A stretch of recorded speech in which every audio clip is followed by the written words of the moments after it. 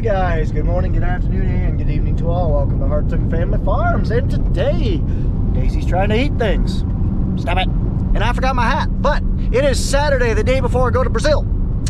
Yeah, I will be gone, MIA from the farm for the next 3 weeks. I will be down in Brazil harvesting soybeans. Hopefully I'll get a video on down there for you guys. But in the meantime, I want to get some grain hauled today. We had a pretty nasty storm roll through Thursday, Friday. So ADM was open. So the grain processor was open, but hardly any trucks came there. So for the first time all year, they were open on Saturday. So we're gonna get probably 5 loads in between Pat and myself. At least that's the hope. So Pat's already heading down there with a load, and I am just getting here. I see my truck running, and I also see the chopper truck coming. So they just got done feeding cattle here. Well, we're gonna haul 2 loads to ADM and then see what else the day brings. Might go up and trim some trees, might go move some fence, or might go move some bales. Who knows? But let's get there and get in the truck because they'll close at 1. It's 9:41 right now, and I gotta get moving. There's my steed.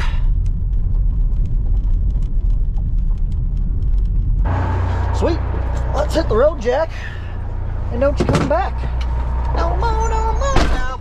I'll spare you guys. Well, the truck's already been running, but I probably should do a pre-trip, so let's walk around and kick tires. When I say kick tires, I just hit them, make sure we don't have anything super low. Just because if you have a low tire, you can lose it. If you lose your tire with 85,000 pounds, you know, that's not safe. That one's a little lower, but it'll last for today.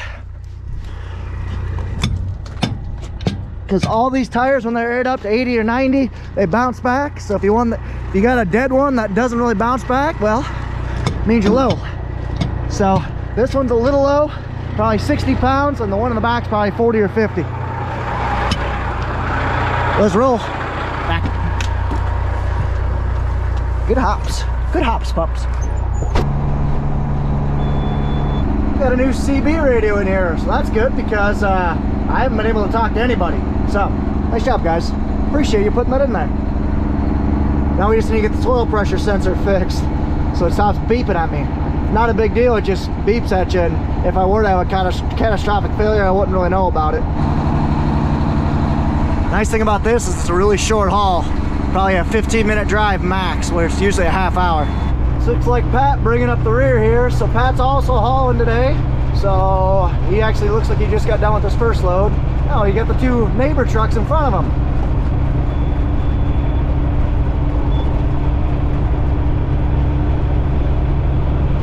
So we should have... 10-4.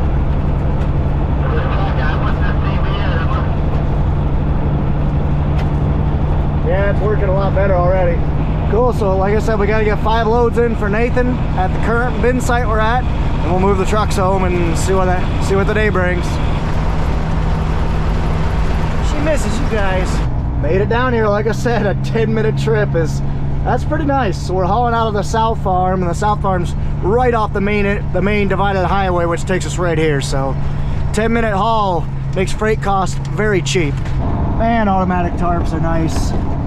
It's the little things, guys, am I right? So you guys have seen me haul grain before. I'm not going to go into a whole lot of depth with it, but like I said, it's just the same process as before. Pull in, get your probe, so they'll take a sample of your truck so they know what you're hauling in. That way they can tell if there's any damage, what your moisture and test weight is. The moisture and test weight kind of go into how you get paid. Now, he's just hauled in 1 hopper full. What ticket number did you say it was? I didn't get enough. But anyway, so you get your sample, then you go there, you get your weight, your gross weight. So you get your gross weight, which is the total weight of your truck. You drop off your grain, and then you get weight again, which is your tare weight. So that way they can tell exactly how much grain or how much weight you dropped off. They convert that to bushels using your test weight, and you're good to go. Eric and Cole heading to a power plant. I love how the coal trains are always perfectly loaded. I don't know how they do it, but it's impressive. I was about to pull on that scale, and I saw the cone. I was like, oh, just kidding. Let's dump.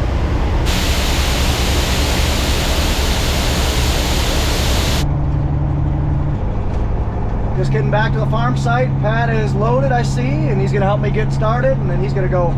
Like I said, we can make probably an hour and a half turn easy. I mean, I was 40 minutes there and back, so it's, when ADM's a drive-through and we only got a 15-minute drive, we can haul a lot of grain. So even if we're filling out of a 10-inch auger, which is that's what we're doing out of this bin. Someone's having some fun in the snow, and she's going to the restroom right now, but oh, look at that.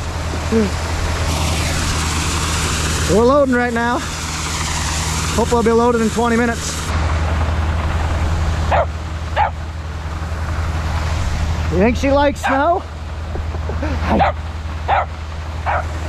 So on the back hopper, Pat's just taking off right now. We got to talking basketball. It was getting a little full. Basically that auger was spinning out too fast. This auger couldn't take it away, so I had to hop in there and speed up the tractor, which cleared it out. So someone who's gonna have to watch. But I'm probably gonna do this load and then maybe one more. We'll be able to get 6 loads in today. Pat had some twins last night, and when moms have twins, sometimes they only take the first one, they accept the first one. So if that's the case, then you gotta either bottle feed them or stick them on another cow that didn't have one or one didn't make it. So it's kind of a little bit of a challenge. So Pat's just gonna go dump this load, take it back, and then deal with that. So that's this time of year where Pat's really busy. He's got a bunch of cows he's got to mess with. So this is what we like to do this time of year. It's called coring bins. Basically, we're just taking out the center so it looks like a core. Or basically, it's not crowned up anymore. It's just because you got this kind of ice and stuff that's built up. If you core it, it just kind of prevents hot spots, moves the grain around, helps condition it. It helps it keep better. So I'm going to take one more load out of this bin and then close it up, empty out the augers, and then it's going to head north when we start emptying out the harvest store. And with this auger, this little 10-inch auger, which is kind of small, I think it can only move about 2,000 bushel an hour. It probably takes me just as long to load as it'll take me to drive down, dump, and drive back. Like I said, that's the nice thing about being this close. And we're about ready to shut her down.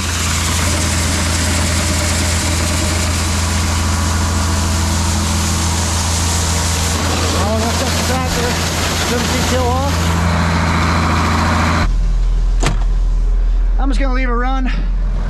Got enough diesel, and like I said, I'll be back in about 20 minutes. No sense letting it cool down and waiting for 5 minutes and then coming to shut it off. I'll just leave it run. And watch, something breaks down and we're gonna be really late. Probably jinx myself, oh well. Let's go. Oh, you're cold. Let's take you. Hopefully you'll warm up. See that squirrel right there? I call him Gus. You wanna know why? Because he always gets really fat because people always spill a little bit of grain here, and he's just always eating the grain. Daisy got complimented by the Probe Shack. She said you were adorable, which she is. Nobody in here. Absolute drive-through. I love it. Be in and out in 10 minutes. And it's 11:20 right now, so I'll for sure be able to get one more load in. That was Pat in front of me. So I guarantee you he had a VOM test, because I'm ticket 301, he's ticket 300. And every 10 trucks, they're testing on a more in-depth test. And he said he was sitting there for about 26 minutes. Yeah, because he left, like I said, 15 minutes before I did, so. That's excessive. Oh well, he's clear, so now we'll both go dump.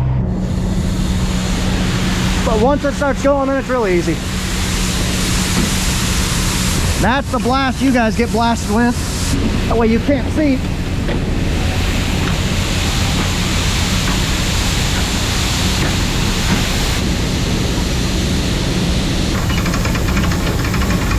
Good enough. And now we're out of here. Pat's right in front of me. What do you think Pat would do if I passed him? He probably wouldn't be too happy because he owns the trucks. So we're in mid-February right now. I think it's like the 18th or something like that. It won't be long till the snow's gone off these fields. Water's percolated through. We got ample moisture. Knock on GoPro. Because I think we're sitting good as far as moisture. We got a lot of moisture from the drought we had last fall. So I think we're out of that.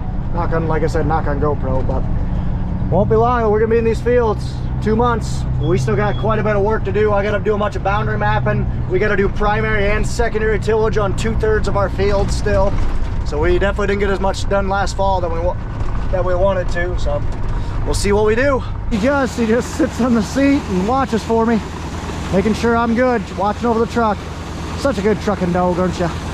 This bin's completely cored. We're about halfway down on that top ring. So that's good. I think this bin holds like 20,000 or so. So after this load, like I said, I'll close everything down and shut everything down, clean everything out. So that way this auger's sitting empty.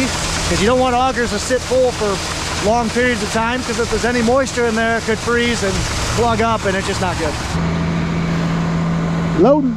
So we do have cattle down here. You can kind of see we got our 2 bags of silage. We have some silage, we have some ground corn, some hay in here, but we haven't been feeding down here quite yet, or mixing down here quite yet. That's probably gonna be a job this summer, I am guessing. Not 100%, but right now, like you saw Nathan coming back with the chopper truck, we just bring the feed, mix it at home, bring it down and feed them here. It's much, much quicker. So we'll do the slower stuff this summer. It looks like this bin is just about emptied out and cored out. Kind of see those indicators are all empty, but that bottom one's on. So while we're empty out this load, head home, grab a bite to eat at Grandma's, and then help out for a couple hours. Couldn't ask for a much better day to haul. We drive through at 8 a.m. on a Saturday. It's probably 40 degrees out. Snow's all melted off the roads. Can't ask for much more.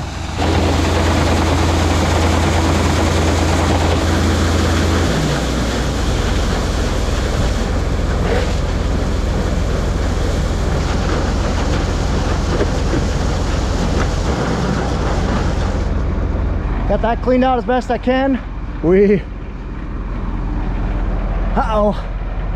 That flight is shot. We have to reflight the end of that. Look how sharp that is. A little full. Gonna be a little heavy for this one. Just got everything unhooked. This auger's about ready to head home. All we gotta do is pull it out, dump the rest of that corn in a 5-gallon bucket, hook the hitch onto the front so we can pull it home, and take this unit home. I've had this thing, this island, for the last 5 minutes. It's probably cool enough.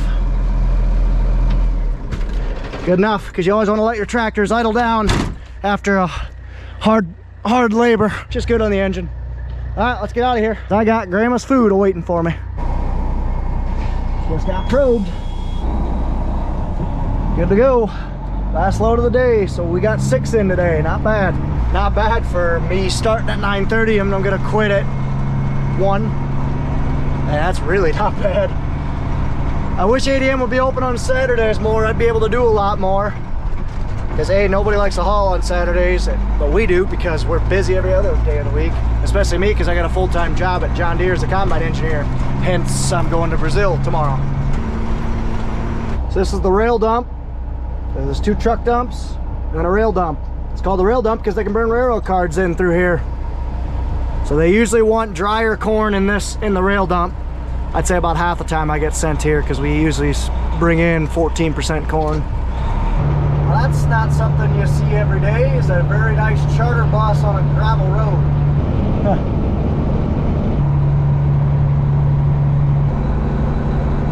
So that anhydrous tank has been sitting there all winter. Honestly, do you think they would have known if somebody would have just came in and grabbed it? I highly doubt it, but I don't know. That just seems kind of sketchy to leave an anhydrous tank just sitting there all winter. Hopefully it's empty, but still. Hello, farm. That's mine. That's exciting. Yay.